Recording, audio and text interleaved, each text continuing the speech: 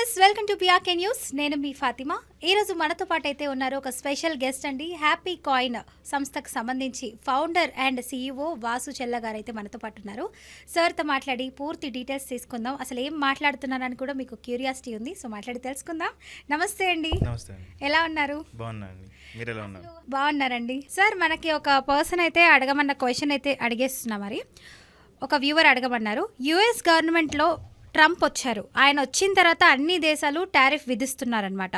US government దానివల్ల India market effect ఏమైనా పడుతుందా అని అడుగుతున్నారు.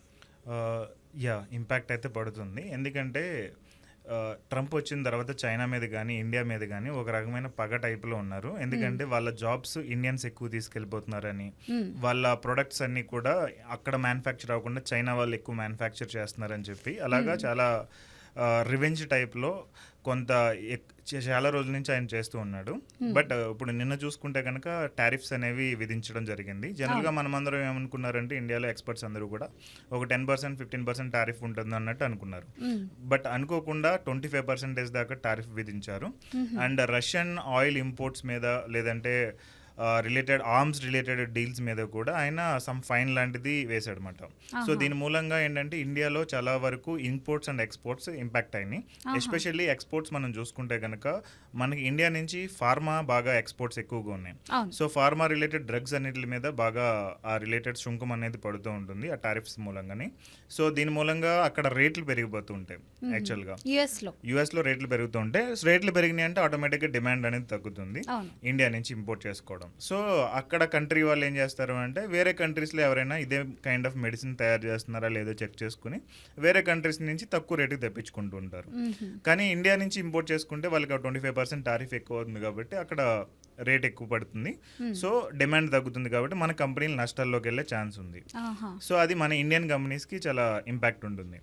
నెక్స్ట్ వచ్చేటప్పటికి ఆర్టిఫిషియల్ ఇంటెలిజెన్స్ మూలంగా యాక్చువల్గా మన ఇండియా ఎక్కువ ఎక్స్పోర్ట్ చేసేది IT services related. So IT and software jobs ఇక్కడ నుంచి ఎక్కువ అక్కడికి వెళ్ళి చేస్తూ ఉంటారు. అక్కడ నుంచి ప్రాజెక్ట్స్ ఇక్కడికి ఎక్కువ వస్తూ ఉంటాయి. కానీ యూజ్ చేసేది మన ఇండియన్ పీపుల్నే కదా సార్, యూఎస్ వాళ్ళు. కరెక్ట్. సో ఇప్పుడు వీటన్నిటి మూలంగా మన ఇండియన్స్ అక్కడ ఇండియన్ ప్రొడక్ట్స్ వాడుతూ ఉంటారు. సో రైస్ కానీ లేదంటే స్పైసెస్ కానీ ఇవన్నీ ఇండియన్. సో అక్కడ ఉండే ఈవెన్ స్టూడెంట్స్ కూడా ఎక్కువ వెళ్తూ ఉంటారు. సో వీటన్నిటి రిలేటెడ్ ఇక్కడ వీళ్ళ మీద కూడా చాలా ఇంపాక్ట్ పడే ఛాన్సెస్ ఉన్నాయి. సో కాస్ట్ పెరిగిపోయిందంటే వాళ్ళు ఇండియాకి పంపించే డబ్బులు తగ్గిపోతూ ఉంటాయి. సో అది అనదర్ ఇంపాక్ట్ మనం చూసుకోవచ్చు. సో ఇంకా స్టీల్ అండ్ అల్యూమినియం అనేది అనదర్ ఇంపాక్టెడ్ డివిజన్. సో ఈ ఆల్రెడీ ట్రంప్ టారిఫ్లో దీని మూలంగా చాలా ఇంపాక్ట్ అనేది జరిగింది. ఇంకా టెక్స్టైల్ కూడా ఇండియా నుంచి చాలా ఎక్కువ వెళ్తుంది. యాక్చువల్గా ఇండియా నుంచి శ్రీలంక నుంచి బంగ్లాదేశ్ నుంచి టెక్స్టైల్ ఇంపోర్ట్స్ యూఎస్కి ఎక్కువ ఉంటాయి. సో వాళ్ళు ఎక్కువ వాడే బ్రాండెడ్ అన్ని కూడా మన ఈ కంట్రీస్ నుంచి ఎక్కువ ఎక్స్పోర్ట్ వెళ్తుంటుంది. ఎందుకంటే మనకి చీప్ లేబర్ ఉంటుంది, క్లాత్ అనేది చీప్గా దొరుకుతుంది అండ్ ప్రతి అది కూడా మనకి ఇక్కడ ఈజీగా దొరుకుతుంది కాబట్టి వాళ్ళు ఇక్కడ నుంచి ఇంపోర్ట్ చేసుకుని అక్కడ చేస్తూ ఉంటారు. సో ఇప్పుడు టారిఫ్స్ పెరిగితే అక్కడ బట్టల రేట్లు కూడా పెరిగిపోతూ ఉంటాయి.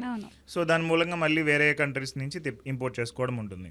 యాక్చువల్గా చైనా మీద ఎక్కువ ఇంపాక్ట్ పడాలి, బట్ చైనాది వాళ్ళు కొన్ని లైక్ డీల్స్ ఉండడం మూలంగా చైనా మీద పెద్ద ఇంపాక్ట్ లేదు. సో చైనాకి పెద్ద టారిఫ్స్ వేయలేదు, బట్ ఇండియా మీద అయితే కనుక హెవీగా టారిఫ్స్ వేశారు. మెయిన్లీ మన భారతీయులే ఎఫెక్ట్ అవుతున్నారు. కరెక్ట్.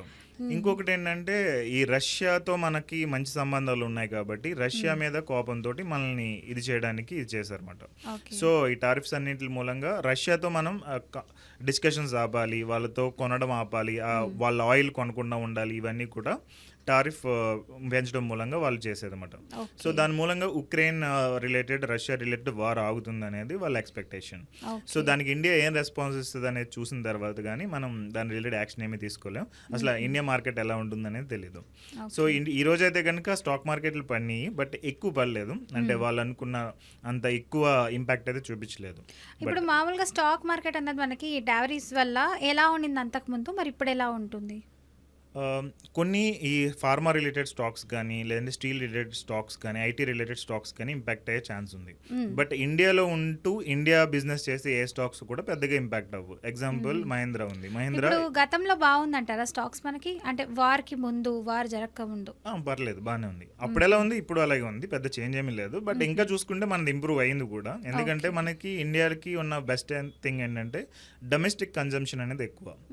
చైనా మార్కెట్లో ఏంటంటే వాళ్ళు ఎక్స్పోర్ట్స్ ఎక్కువ చేస్తూ ఉంటారు. సో వాళ్ళు వాళ్ళ కంట్రీ కన్జంప్షన్ చేసేదానికంటే ఎక్కువ ఎక్స్పోర్ట్ చేస్తూ ఉంటారు, ఎక్కువ ప్రొడ్యూస్ చేసి. అందుకని చెప్పి అలాంటి కంట్రీస్కి ఎక్కువ ఇంపాక్ట్ పడుతుంది. బట్ ఇండియాలో మేజర్ మనం ప్రొడ్యూస్ చేసుకున్నది మనకే సరిపోతుంది కాబట్టి పెద్ద ఎక్స్పోర్ట్స్ లేవు. అందుకని యాక్చువల్గా ఇది ఇంకొక రీజన్ మన కంట్రీ గ్రో అవ్వకపోవడానికి రీజన్ ఇదే. బట్ అది ఒక రకంగా మనకి పాజిటివ్ అయింది అనమాట. నిజంగా సార్ చైనా ప్రోడక్ట్స్ అందరు వాడుతూ ఉంటారు. అది చూస్తే 1 టైం 2 టైమ్స్ ఇప్పుడు పాడైందంటే చార్జర్ మళ్ళీ వేస్ట్, మేడ్ ఇన్ చైనా అంటారు.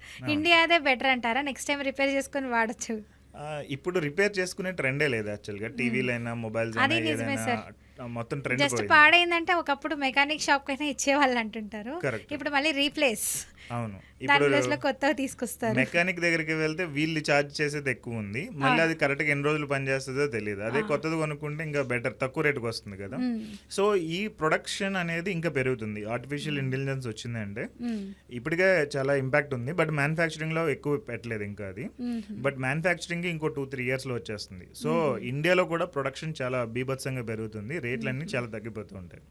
అట్ ద సేమ్ టైం జాబ్లు కూడా తగ్గిపోతూ ఉంటాయి. అవును, ఏ వల్ల నిజంగా అండి. ఒక ఫోటోగ్రఫీ మీద, యాంకర్స్ మీద, ఇంకా మ్యూజిక్ డైరెక్టర్స్, ప్రొడ్యూసర్స్, డైరెక్టర్స్ వీళ్ళందరూ సినిమాలు తీయాలనుకున్న ప్రతి ఒక్క ఫీల్డ్ మీద కూడా దీని ఇంపాక్ట్ ఎక్కువ ఉంది అసలు. కరెక్ట్.